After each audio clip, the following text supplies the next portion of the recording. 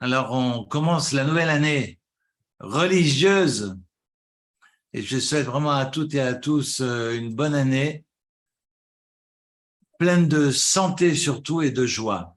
Le reste, on s'en fout. Mais si on n'a pas la santé, eh bien, on peut rien faire. Donc, je souhaite vraiment la santé, mais une bonne santé et beaucoup de joie à tout le monde. Voilà. Et si vous avez la santé et la joie, ben, le bonheur, il suit derrière. Donc, pour la santé et la joie, c'est ce que je nous souhaite. Alors, évidemment, sachez que la paracha de cette semaine et la paracha de Bereshit, nous pourrions évidemment évoquer les dernières parachutes que nous avons lues, mais on aura l'occasion peut-être d'y revenir indirectement. Ce que je vous propose, c'est de commencer par Bereshit, qui est la première paracha de la Torah. Et contrairement au mythe de Sisyphe, qui est dans un éternel recommencement, le juif, il n'est pas dans un éternel recommencement.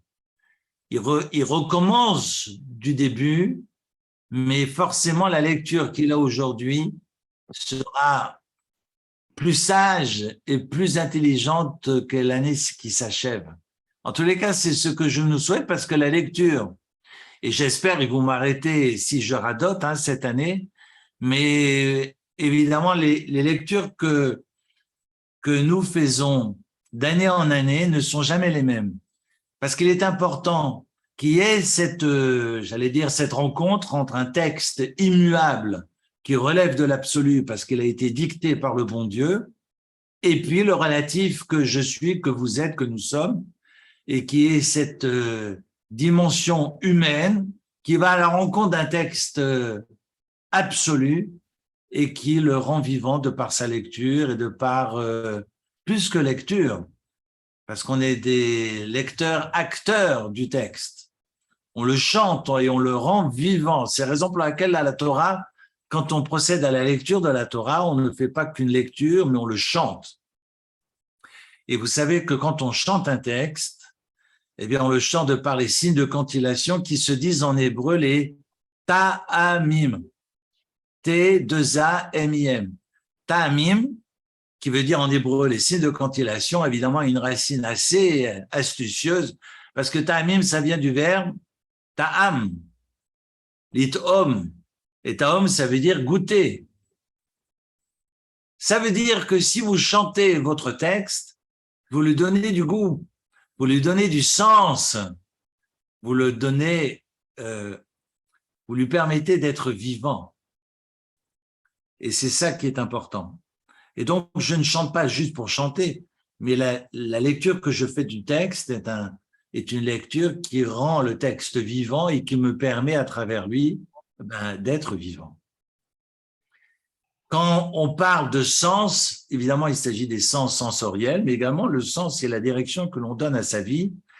Et intéressant que lorsqu'on prend connaissance d'un texte, comme un enfant qui met en bouche ce qu'il découvre, eh bien, c'est la raison pour laquelle dans les Chadarim, au Cheder, en Israël, on donne des gâteaux au miel aux enfants qui apprennent à lire et on fait des lettres en miel. Tiens, voilà, c'est quoi cette lettre? C'est le Aleph. Maintenant, tu peux le manger.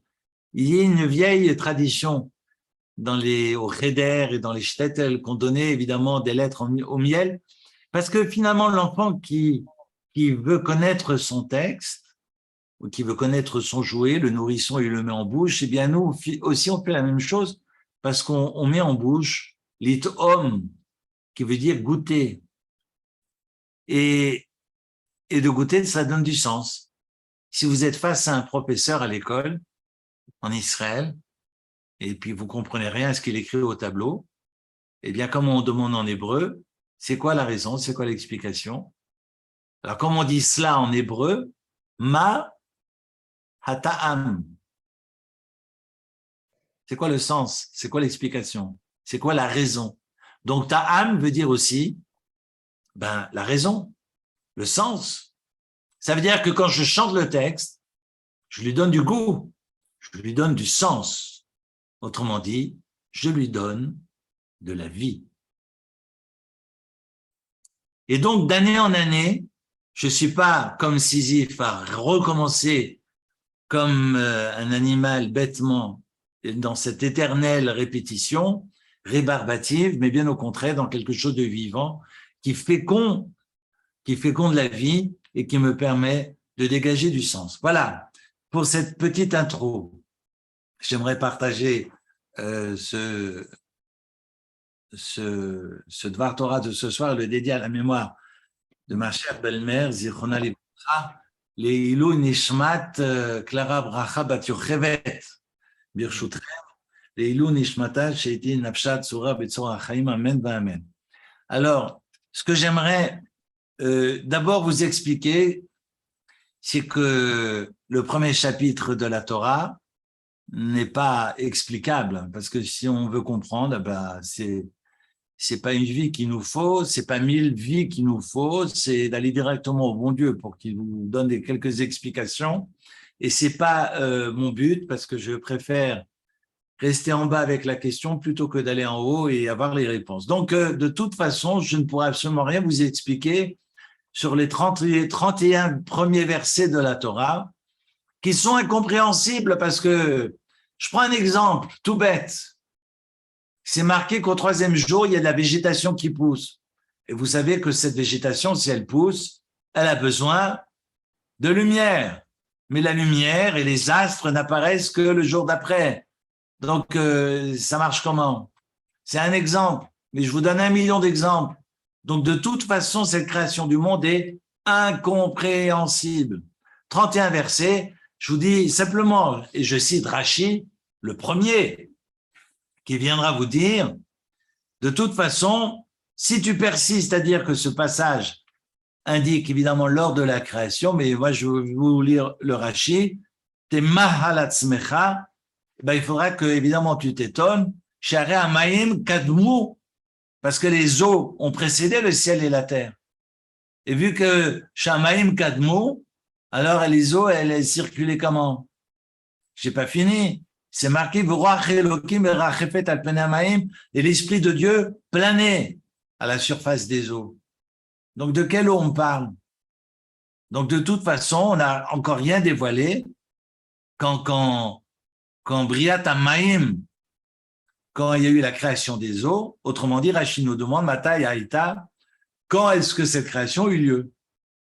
Et on peut imaginer que les eaux ont précédé la terre, chez Kadmon Amaim Laaretz. C'est pas fini. On parle de Shamaim Vaaretz. Shamaim, nous dit Rashi, c'est le 2e Rashi de la Torah.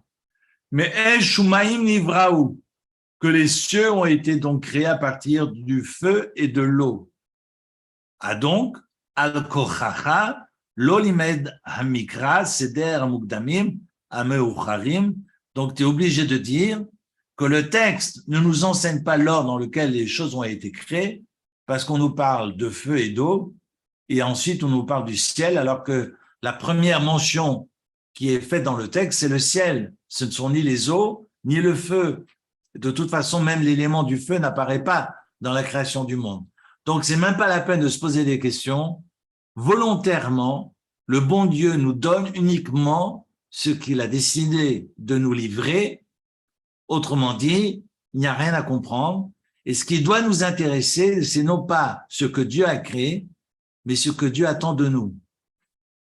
On n'est pas face à un livre d'histoire, on n'est pas face à un livre de géologie, on n'est pas face à un livre de philosophie.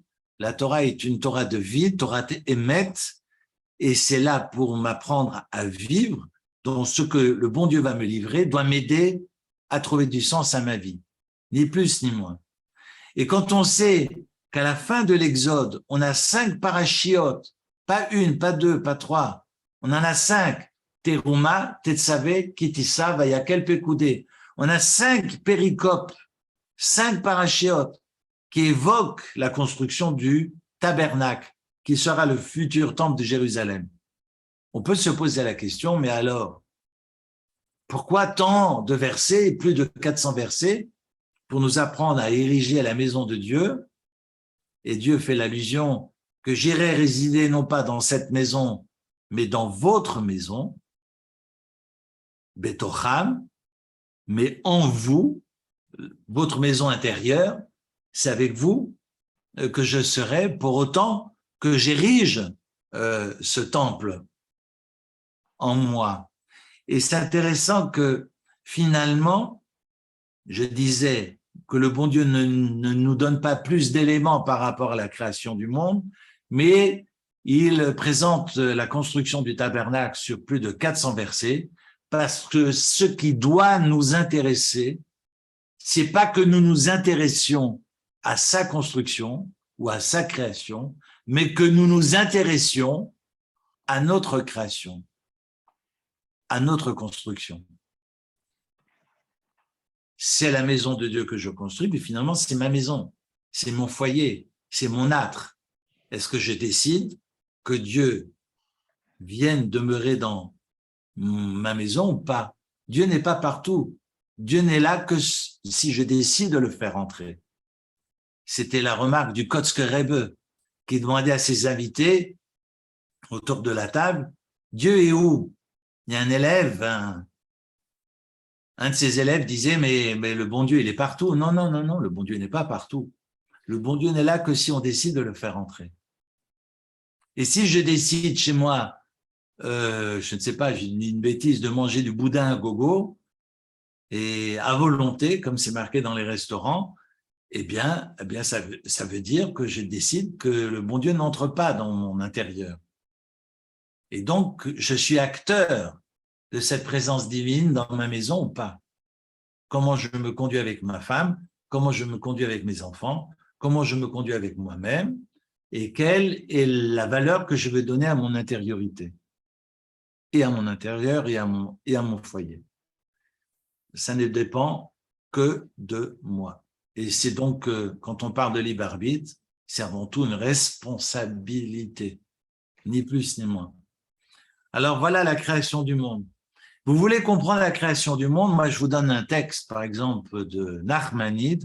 On sait que Nachmanide, sans dire de bêtises, est né 10 ans avant la mort de Maïmonide, parce que souvent on confond Maïmonide et Nachmanide. On dit le Ramban avec un N à la fin et le Rambam, parce que Maïmonide est mort en 1204 et Nachmanide est né en 1194, sauf erreur. Donc, il est né 10 ans avant le décès de Maïmonide, son maître.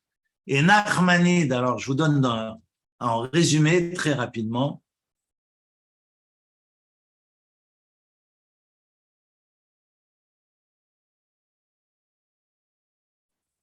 Je vous donne un résumé qui a été recomposé et rédigé par le Rav Vogue. On n'a pas la prétention d'expliquer la cosmogonie de Moshe Rabbeinu, après tant d'autres qui n'y ont pas réussi. Nous dirons donc avec le Ramban, qui est Nachmanide, ceci est l'œuvre de la création.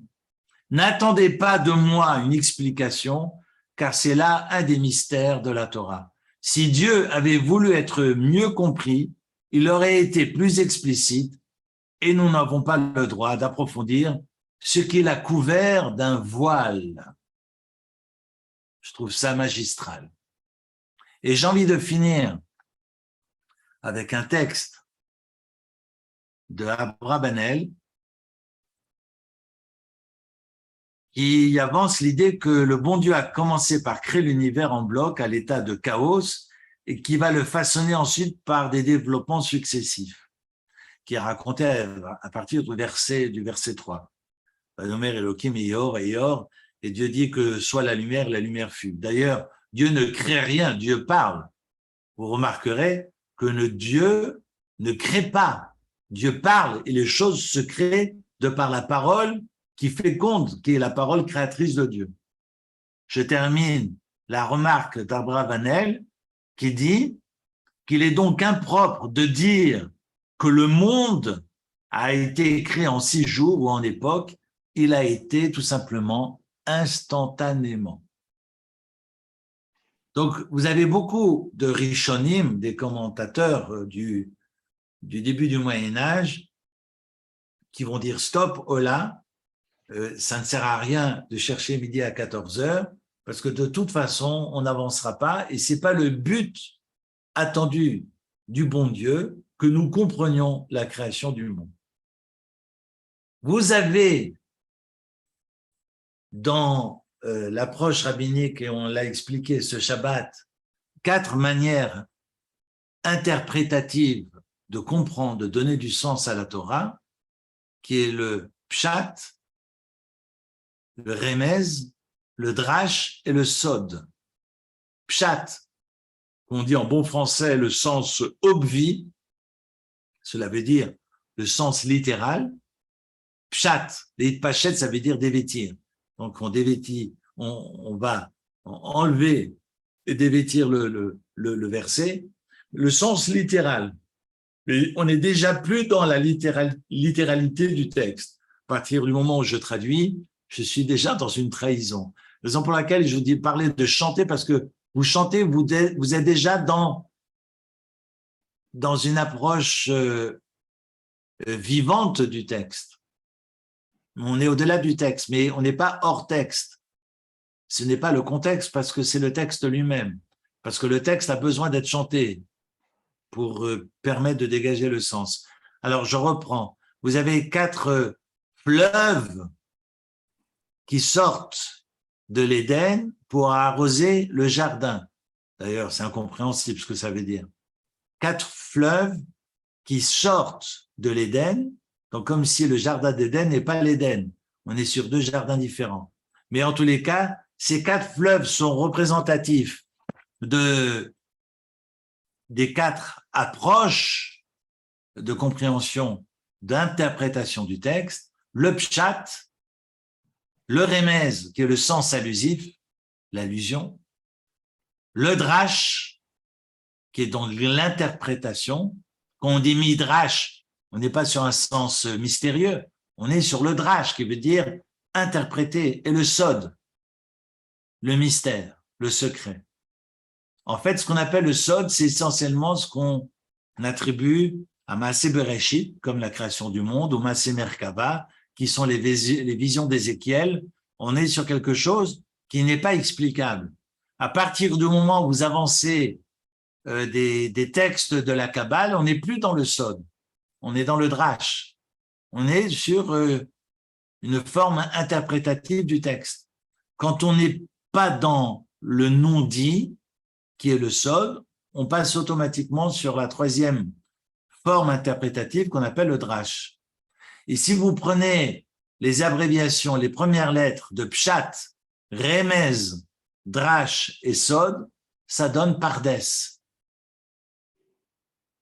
P, resh, dalet, samer. Et pardes veut dire le jardin. Et le jardin des sens, ce sont ces 4 sens représentés par ces 4 fleuves qui sortent de l'Éden, qui sont, j'allais dire, alors ils portent des noms chacun, sauf le 4e, le sod ne porte pas de nom. C'est toujours très intéressant pour comprendre un mot, parce que vous savez que les mots dans la Torah sont pauvres, ils ne sont pas nombreux. Toute la Torah représente 4 à 5 000 mots, grand maximum. Si vous achetez chez Payot un dictionnaire hébreu-français, vous n'en aurez pas plus. Mais la richesse de l'hébreu, et c'est ça le Lashon HaKodesh, c'est sa dimension polysémique. Je m'explique. Vous avez un seul mot, comme le mot daber, eh bien, je peux le lire davar, qui veut dire un objet, je peux le lire dever, qui veut dire la peste, comme je peux le lire midbar, et je peux l'incliner à l'infini, et midbar, qui veut dire le silence et le désert. Et daber, qui veut dire parler, peut entendre à travers la parole quelque chose qui peut tuer comme la peste, ou comme le silence, qui est bien plus éloquent que tous les mots MOTS et non pas MAUX de la terre, qui se transforment en mots. C'est dire combien, finalement, la richesse du Lashon HaKodesh, qui est donc la langue que le bon Dieu, à travers laquelle le bon Dieu a livré et a révélé la Torah, et ce témoignage est à travers le Lashon HaKodesh, parce que c'est le Lashon HaKodesh nous permet finalement ces différents sens pour dégager à chacun le sien, pour dégager le chemin. Et c'est ainsi que, à mon tour, et chacun à son tour, va pouvoir construire son derrière et trouver un sens à sa vie. Pour que cette aura soit mienne, je suis obligé de passer par ce jardin d'essence. Rien à voir avec ivoire. Alors voilà, c'est important de rappeler aussi que pour comprendre un mot, parce que ça paraît compliqué, j'explique la différence, ce qu'on appelle l'éclatement de sens, la dimension polysémique, que tout le Lachon HaKodesh, chaque mot peut se décliner à l'infini, et qu'on peut même avoir des sens diamétralement opposés, et c'est ça qui est très fort dans le Lachon HaKodesh. Je prends l'exemple de barer, qui veut dire bénir, mais qui parfois peut signifier maudire, donc vous avez la même racine qui peut avoir deux sens diamétralement opposés. Mais pour comprendre un sens, pour comprendre, j'allais dire, la sémantique originale du mot, je suis obligé de tenir compte de sa première occurrence. La première fois où le mot va apparaître, eh bien, ce sera le sens premier du mot. Et ensuite, on observera toutes ces déclinaisons au fur et à mesure que nous avançons dans la lecture de la Torah. Je répète. J'essaie d'être clair à la mesure du possible. Par exemple, quand je veux parler du nom, Shem, Shemot, d'accord? Le Shem veut dire le nom, Shem Ishpacha, le nom de famille. Le mot Shem, la première fois que le mot Shem apparaît, c'est autour des fleuves qui sortent de l'Éden. Comme si, j'ai envie de dire, que la première fois qu'on parle de nom, on parle d'eau, qui est une approche fluviale, finalement, du nom. Mais c'est important de tenir compte de ces premières occurrences. La première fois où ces mots sont mentionnés dans la Torah, c'est à partir de là que l'on peut comprendre et qu'on a cette approche de la sémantique du mot en question. On va, évidemment, je vais essayer avec le temps, pour quand on est sur des étymologies, de pouvoir essayer de cerner un peu mieux et de vous donner des exemples. On aura l'occasion d'illustrer mon propos avec le temps. Tout ça pour vous dire, d'abord, que les 31 premiers versets sont incompréhensibles et c'est la volonté du bon Dieu, qu'il y a de l'imperfection dans cette création que Dieu nous livre volontairement parce qu'il attend de l'homme qu'il participe à cette création, raison pour laquelle, quand on parle de Rosh Hashanah, c'est pas le Rosh Hashanah du monde, c'est le Rosh Hashanah qui marque la naissance de l'homme. Quand le premier Tishri nous dit Hayom Harat Olam et que nous clamons dans le rituel qu'aujourd'hui le monde a été créé, c'est faux, parce que le monde a été créé le 25 Elul.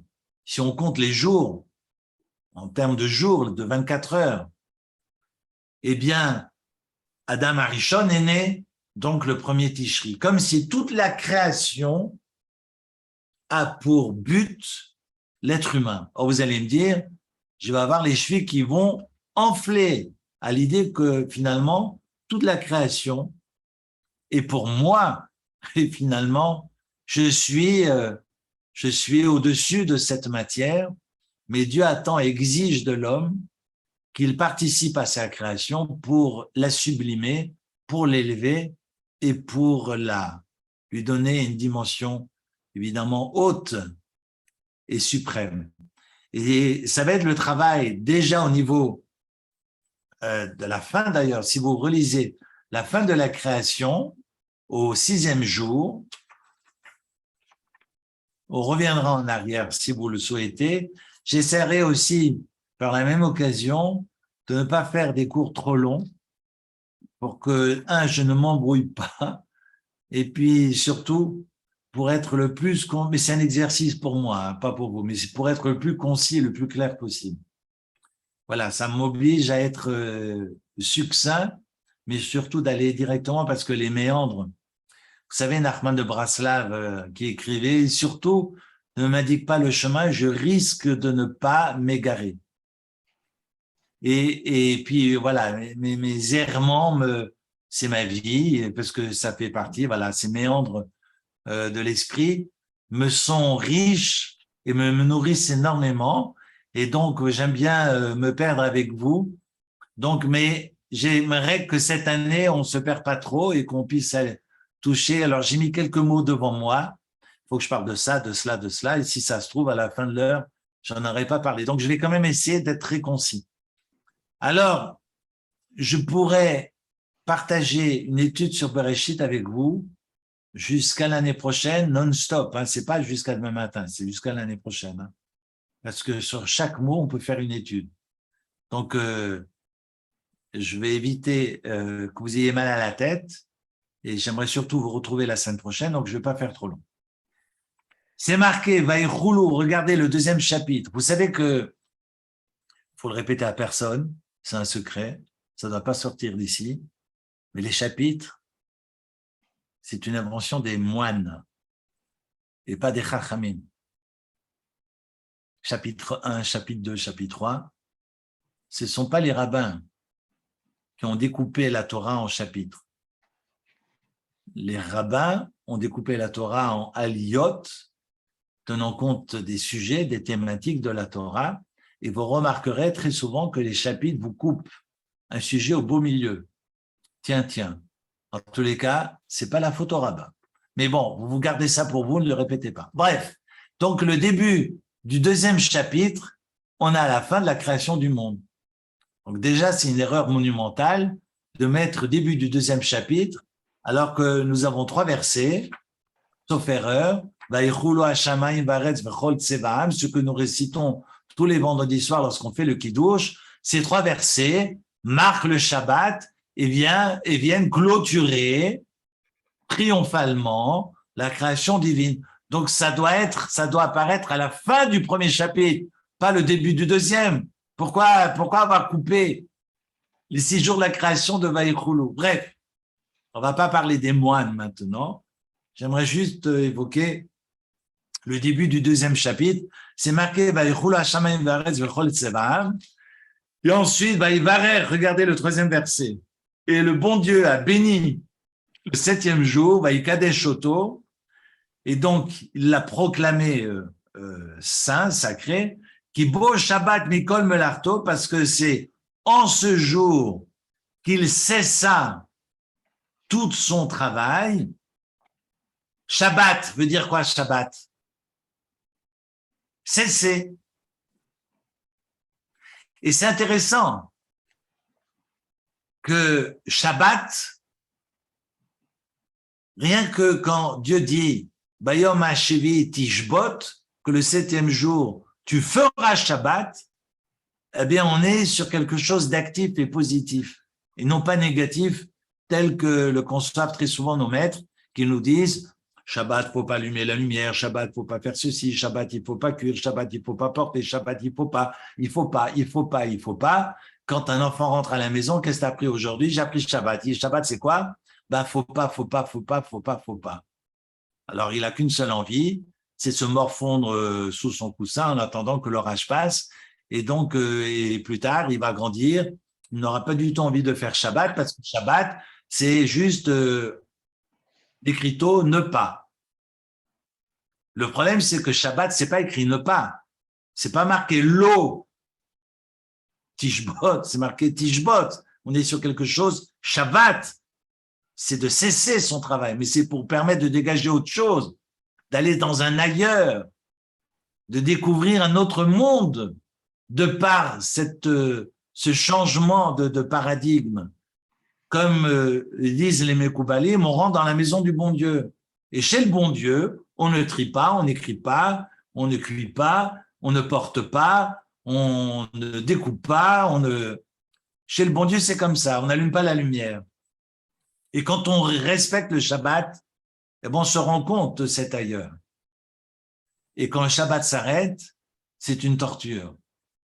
Parce que quand on a réellement goûté au Shabbat, du début à la fin du Shabbat, dans quelque chose d'actif et positif, alors c'est une claque.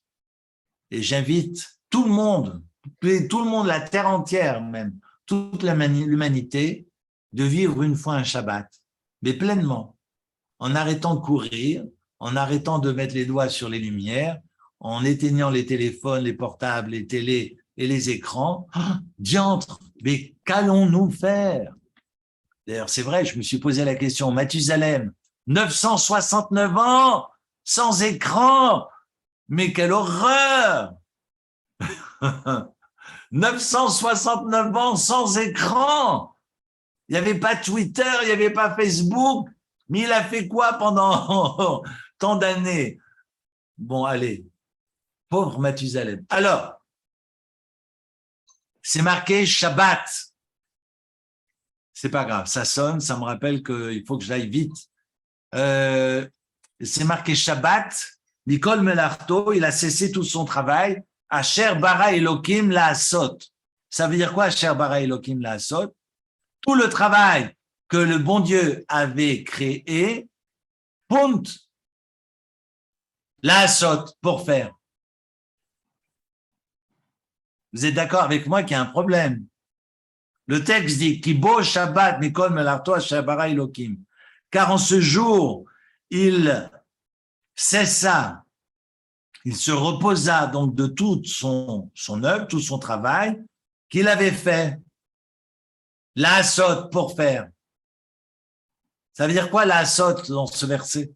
Ce dernier mot, la asot, pour faire, on est sur l'état construit, hein, du verbe faire. Que vient faire ce mot, la asot?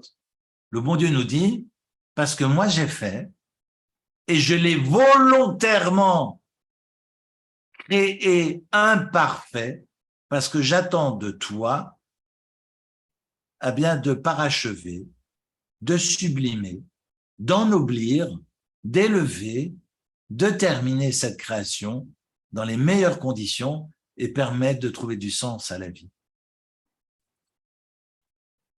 Voilà cela à Sod. D'ailleurs, il y a beaucoup de dérivés parce que les rabbins vont reprendre cela à Sod par rapport à toutes les questions bioéthiques, mais je ne vais pas rentrer maintenant dans ces considérations. Mais voilà que le bon Dieu volontairement fait un monde imparfait. Alors, je ne vais pas passer du temps maintenant sur la création de l'homme, qui est androgyne, qui a été séparé.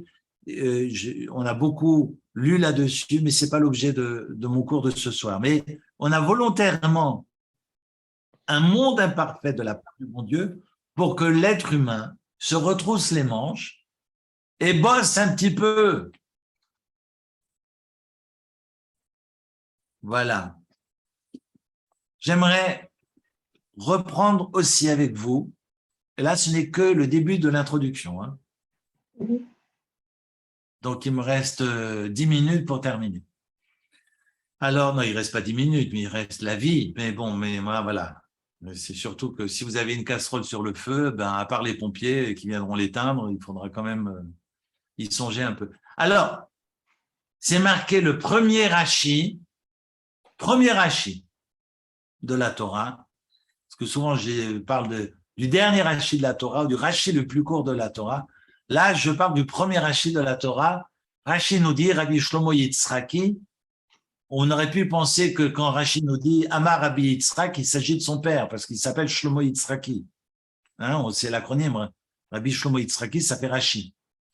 Mais Rashi nous parle Amar Rabbi Yitzhak, d'un Rabbi Yitzhak, on peut penser que c'est son père, beaucoup disent que c'est pas son père, les saints de ses maîtres, qui pose la question, Lo hayat sarich latril, je vous lis en hébreu, j'ai besoin pour pouvoir vous le traduire, mais ce premier Rashi de la Torah est incroyable, Alors chacun évidemment tire la couverture à soi, on peut aussi y voir une lecture sioniste, mais c'est pas l'objet de mon cours de ce soir. Regardez, Rashi nous dit, Lo hayat sarich latril et Torah, et là ma chodesh hazeh lachem, rosh chodashim. Rabbi Yitzhak nous dit, il aurait fallu commencer la Torah non pas par Bereshit, mais commencer par la première loi qui va incomber au peuple d'Israël en tant que peuple. La première loi qui leur incombe, c'est la loi de la néoménie. Quand on voit la nouvelle lune, on va la déclarer au temple et c'est ainsi que les hommes fixent le calendrier. Vous savez, pour la petite histoire, que le calendrier juif est un calendrier lunaire, ou plutôt lunisolaire, d'accord? Parce que le calendrier solaire est tributaire d'une révolution, d'une seule révolution de 365 jours, alors que si on calcule selon la Lune, qui est tributaire de 12 révolutions, qui en fait, au terme de l'année, vu que chaque mois lunaire est composé de 29 ou 30 jours, alors que les mois solaires de 30 ou 31, vous avez au terme de l'année 354. Entre 354 et 355, vous avez pratiquement 10 à 11 jours de décalage.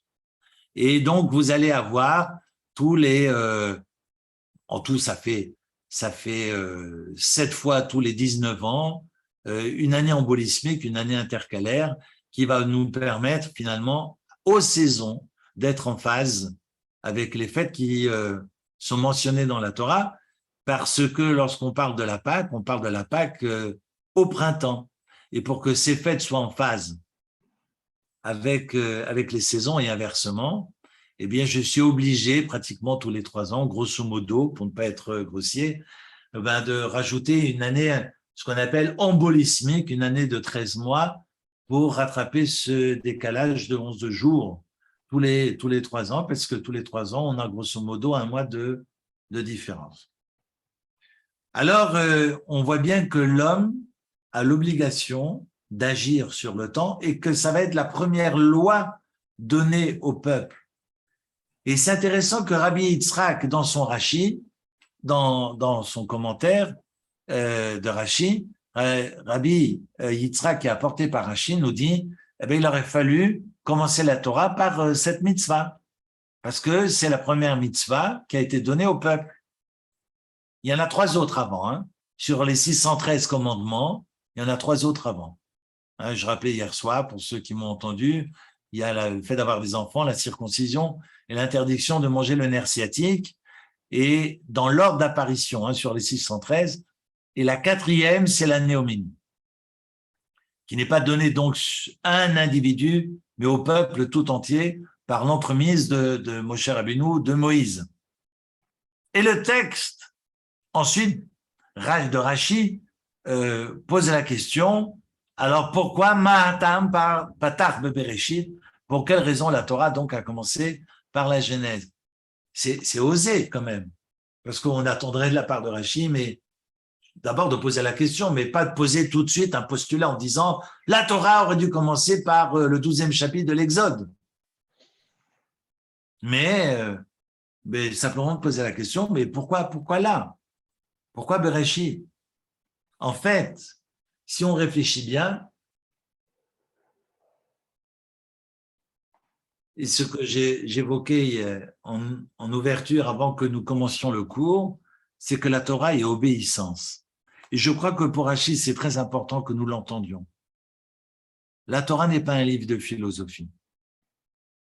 Alors, le bon Dieu a décidé de dicter à Moïse, de dicter à Moshe Rabbeinu la création du monde, et n'a pas commencé la Torah au 12e chapitre de l'Exode. Mais il ne faut pas enlever de la tête que la Torah est d'abord et avant tout une obéissance. Difficile à entendre. Et je pense que c'est très important de le préciser. Et peut-être que ce Naaseh Venishma prendrait tout son sens, parce que quand les Hébreux, qui vont devenir le peuple d'Israël au pied de la montagne, diront « nous allons faire et nous allons comprendre », c'est pas « nous allons faire d'un côté et puis nous allons comprendre de l'autre », c'est que nous allons faire pour pouvoir comprendre.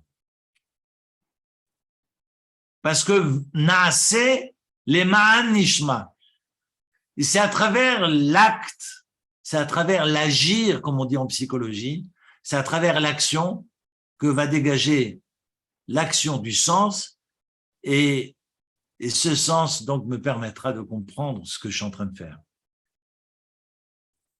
C'est fondamental et je pense qu'en pédagogie, c'est ce qu'on apprend aux enfants, non pas de réfléchir, mais d'abord de faire et ensuite de réfléchir.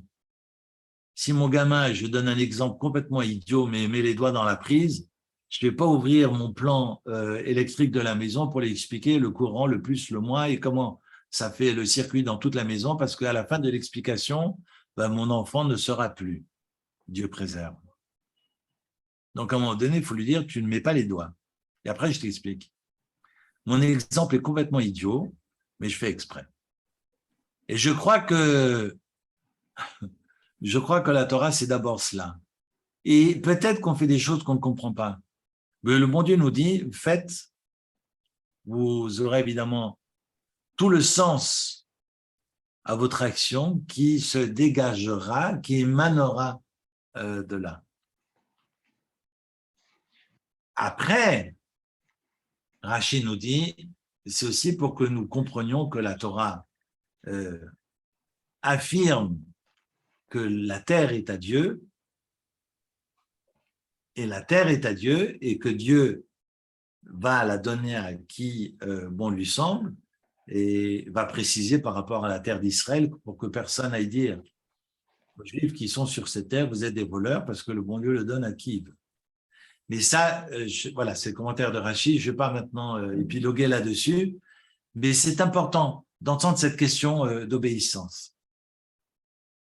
Et après ce verset, Bereshit bara Elohim, évidemment, on pourrait parler des heures et des heures, mais on a ce et qui est un complément d'objet direct, on est face au Lachon HaKodesh, la langue sacrée du bon Dieu, évidemment, ne permet pas, tout mot dans la Torah a du sens, et puis on peut évidemment évoquer, soulever la question du mot et, qui représente le complément d'objet direct, mais qu'on aura pour un objet, mais qu'on n'aura pas pour un nom propre. Par exemple, si je dis je vois Jean-Claude, je dis Aniroé Jean-Claude, je ne dis pas Aniroé et Jean-Claude. Donc le mot et n'apparaît pas pour un nom propre, mais pour un nom commun. Et curieusement, vous avez Bereshit bara Elohim, et Hashamayim et Haaretz, et le Midrash Rabbah expliquera que s'il n'avait pas eu le et, si c'était marqué Bereshit bara Elohim Shamayim Haaretz, au commencement créa le bon Dieu ciel et terre, on aurait pu penser que c'est ciel et terre qui vont créer le bon Dieu. Donc ce et viendra mettre une distance entre Elohim et Shamayim Baaretz. Bereshit bara Elohim et pour séparer le sacré du profane, Shamayim ve et Haaretz. Quoi? Le ciel. Et quoi d'autre? La terre. Et ça me donne une distance du Saint des Saints, d'Akadosh Baruch Hu, du bon Dieu, de la matière qui est totalement profane. Et cette création est totalement profane. Cette création est intrinsèquement profane. Il n'y a absolument rien dans ce bas monde qui soit saint de par essence, à part le bon Dieu. Dans ce bas monde, rien n'est saint. Et je suis, en tant qu'être humain, celui qui confère la sainteté aux objets, ou à une terre, pour autant que je m'y conduise correctement, ou à une synagogue, pour autant que j'y prie honnêtement et sincèrement. Et ce qui permettra de retrouver une énergie en ce lieu. Mais c'est important d'entendre qu'il n'y a pas de sainteté intrinsèque. Rien. Même un livre, finalement, même un livre de Torah, il est sacré parce que je l'ai fabriqué en ce sens, dans cette direction. Mais si j'écris même le nom du beau Dieu dans ce livre et que j'en fais un objet d'idolâtrie, eh bien, il n'y a plus de sainteté. Et sacrilège, mais je pourrais même le jeter à la poubelle s'il était voué et, j'allais dire consacré, si j'ose dire, à de l'idolâtrie. Donc, je suis celui qui confère la kedusha aux choses, aux objets, aux lieux, aux espaces. Il y a une terre. Je fais fi du Har Habaï, du mont du Temple, où il y a des questions si on a le droit de monter. Je peux vous dire que la plupart des Chachamim, au 19e, j'ai lu des textes pas plus tard qu'il y a 2 jours, qui interdisent de monter sur la montagne du Har HaBayit. Évidemment, ça suscite beaucoup de polémiques aujourd'hui, surtout que ça attise la violence et que c'est pas le but finalement d'une procession. Si on a envie de prier et de s'élever, il faut être au mur des lamentations et, à mon humble avis, cesser de faire les malins et de rester au mur des lamentations sans monter sur le Har HaBayit. Mais bref, mais nonobstant cette montagne qui a une sainteté éventuellement intrinsèque, je ne vais pas rentrer maintenant dans la question, mais vous n'avez rien, absolument rien, raison pour laquelle c'est une discussion aussi quand on bénit la nourriture, je le fais parce que c'est un ordre de la Torah ou un ordre des rabbins. Alors c'est un ordre des rabbins. Mais les rabbins nous obligent de bénir la nourriture parce que finalement cette nourriture, cette création qui est profane, nous est donnée et nous est mise à disposition par le bon Dieu, mais je dois reconnaître le créateur de cette création. Parce que si je profite de cette création sans reconnaître le créateur, je suis un voleur. Alors, je prends mon pain et je le bénis. Je remercie le créateur qui me permet ce pain profane, finalement, de pouvoir me sustenter, mais me nourrir de par là, et donc je vais le bénir et lui apporter une autre dimension, mais surtout reconnaître le Créateur à travers elle. Et ensuite, faire les actions des grâces, de faire le Birkat Amazon et de remercier le bon Dieu de m'avoir permis de me nourrir. Voilà pour le premier verset. Et je parlais d'imperfection parce que c'est de cela que j'aimerais, c'est là-dessus que j'aimerais travailler avec vous, sur cette désobéissance de la création. La première désobéissance,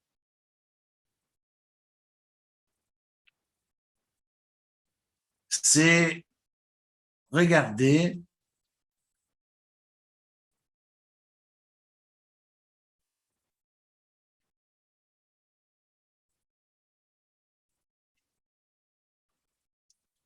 au verset 11, premier chapitre.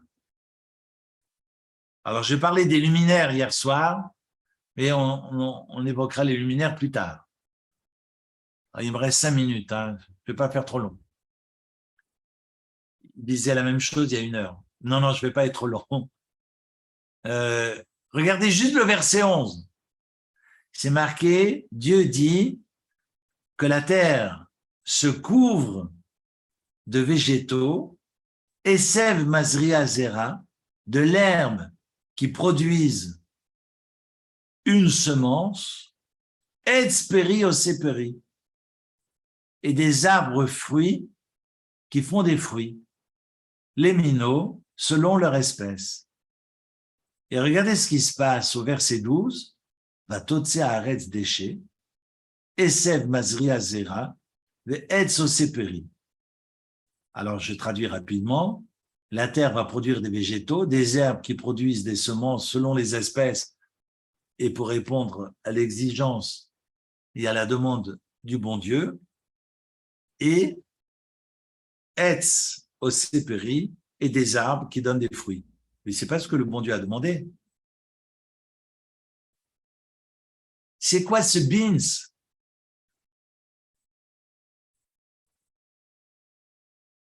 Regardez, c'est marqué juste avant, au verset 11, des arbres fruits qui donnent des fruits.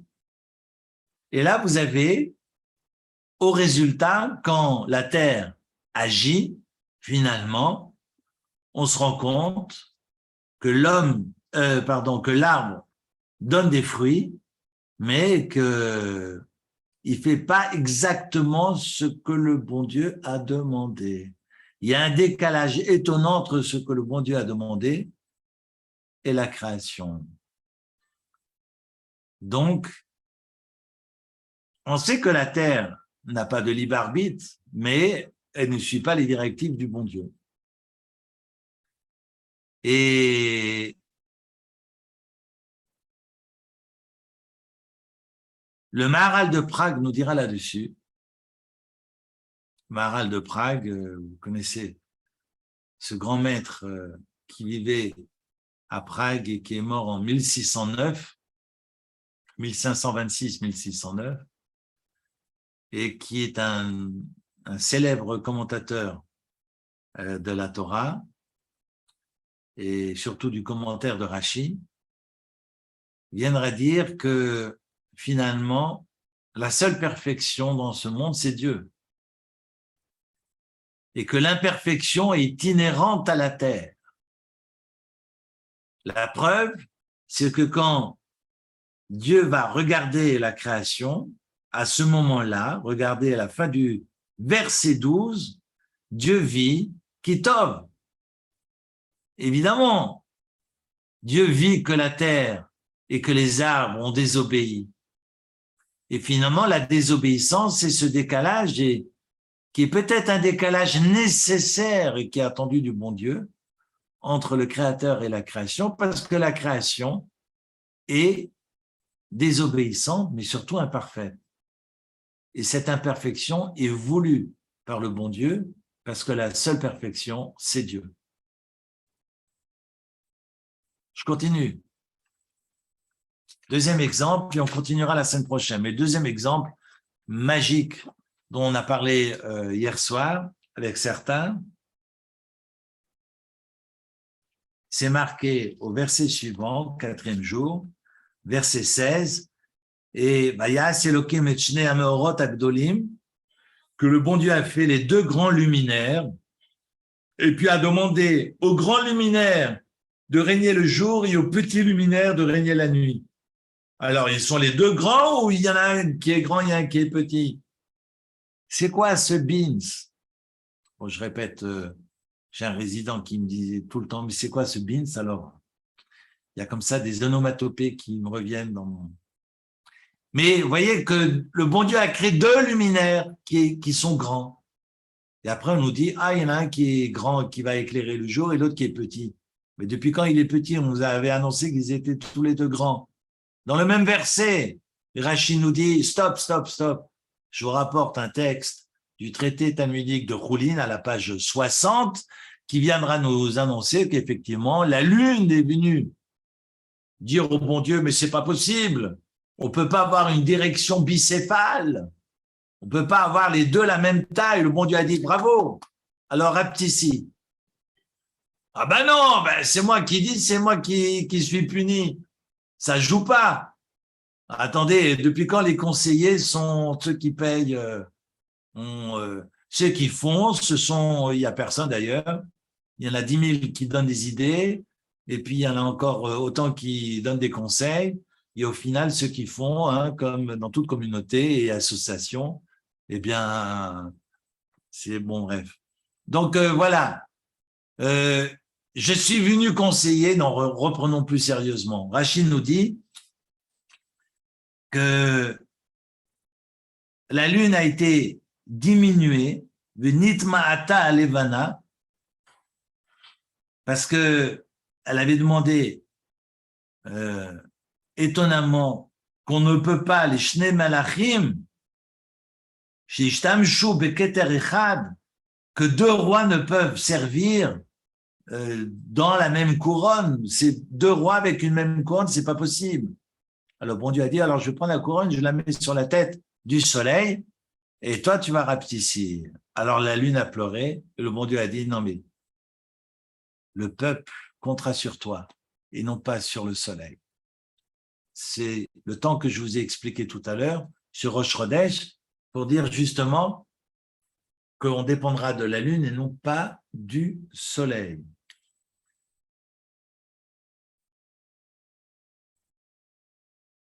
Rachid dira ensuite, à l'aider Shemiet Alevana, du fait qu'il est rapetissé évidemment à la lune, Hirbat Tzvaea, la fils d'Ata, il va augmenter toutes les étoiles, toutes ses armées, pour pour apaiser son esprit, mais surtout pour permettre à la Lune d'être entourée de soldats. Mais ce qui est symboliquement, et ce que la Gemara viendra nous dire, c'est que la Lune, contrairement au Soleil, évidemment, il y a cette imperfection qui est voulue par le bon Dieu, mais que la Lune, ce que j'ai expliqué tout à l'heure en rappelant la mémoire de ma belle-mère, évidemment, et de toutes Neshamot, parce que quand les gens disparaissent, c'est terrible de pouvoir trouver du sens à la vie et de trouver les forces de continuer. Et on est tous passés par là. Mais je crois que le soleil, quand il arrive à son zénith et quand il a fini d'éclairer, il redescend et puis il disparaît pour toujours. Parce que quand le soleil se couche, c'est la nuit noire. La lune, contrairement au soleil, parfois on la voit, parfois on ne la voit pas. Mais la lune, elle est toujours là. Parfois on la voit, parfois on ne la voit pas. Parfois elle est visible, parfois elle n'est pas visible. Et nos sages nous enseigneront que parfois le peuple d'Israël sera au zénith, parfois dans l'obscurité, mais ne disparaîtra jamais parce que le peuple d'Israël est à l'image de la lune. Et j'ai envie de paraphraser cette idée et d'évoquer l'aneshama.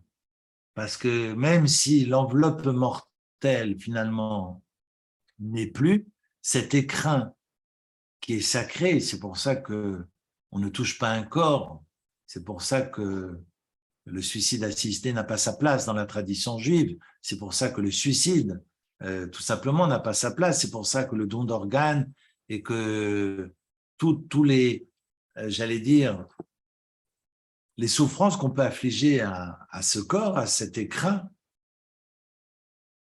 eh bien, cet écrin nous est prêté par Dieu et on ne doit pas le malmener. Mais c'est pas parce que l'écrin n'est plus que la neshama n'est plus, parce que la neshama, elle est éternelle.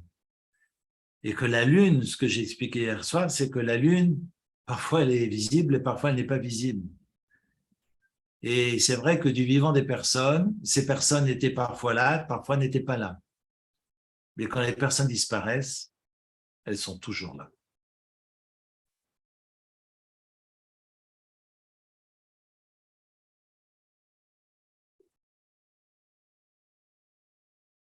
Ça, c'est l'enseignement que j'ai avancé hier soir, que je voulais encore repartager ce soir avec vous. Mais il y a une volonté d'imperfection, parce que le bon Dieu attend de l'homme justement qu'il s'améliore et qu'il élève la matière qui est mise à sa disposition. Et ça va être le cas entre Caïn et Hével, qui vont évidemment, et l'un et l'autre, l'un dans sa dépression et l'autre dans sa perversion, être incapables de féconder la vie. Et donc c'est à travers Chet que Adam et Ève vont pouvoir repeupler l'humanité.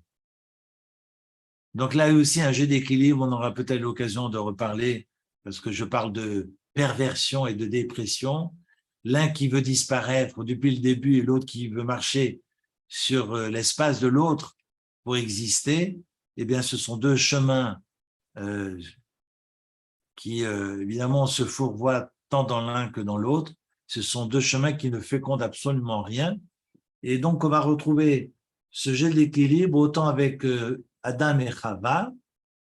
On voit un homme qui dort et ça laisse la place au serpent d'amadouer Chava.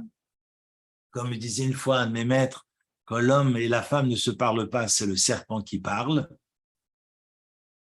Eh bien, ce jeu d'équilibre, du début jusqu'à la fin de la paracha, c'est flagrant. Flagrant d'imperfection, mais surtout l'invitation du bon Dieu de prendre ce monde à bras-le-corps et de l'élever et lui trouver du sens. En tous les cas, de permettre de donner du sens déjà à soi-même et puis de permettre à celles et ceux qui nous entourent eh bien, de s'élever avec nous. Merci pour votre écoute et on continue.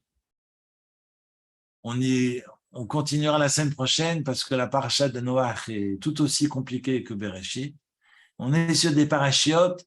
Très souvent, on partage ces textes avec des enfants en pensant bien faire, que ce soit au Talmud Torah ou à l'école juive. Mais je crois que ce sont des textes qu'il faut commencer à étudier seulement lorsqu'on est adulte et plutôt travailler avec des enfants sur les commandements. Commencer par Vaïkra, Bamidbar et Devarim. Et l'histoire des patriarches, si c'est fait de manière puérile, pour ne pas être grossier, eh bien, ça nous éloigne de la Torah plus qu'autre chose. Je suis désolé. Donc, il faut vraiment, vraiment avoir une lecture adulte du texte de la Torah. Et une lecture qui donne à réfléchir et qui nous élève plutôt de percevoir. Alors, je ne vais pas donner des exemples, mais de travailler des midrashim, pas le texte, mais des midrash avec des enfants de 8-9 ans, c'est criminel. Je suis désolé. Mais je trouve ça criminel et je pense fondamental qu'on ait lecture adulte du texte, surtout le texte de Bereshit, mais pas cette paracha, de tout le Sefer Bereshit. Quelle responsabilité qu'ont nos professeurs. Excellente soirée et très très bonne semaine à toutes et à tous. À vous aussi, merci beaucoup. Un immense merci. Merci beaucoup. Bonne soirée. Bonne semaine. Merci beaucoup. Merci beaucoup. Très bonne Merci. soirée à tous. Un grand merci et bonne soirée. Merci beaucoup. Bonne soirée. Merci infiniment. Bonne soirée.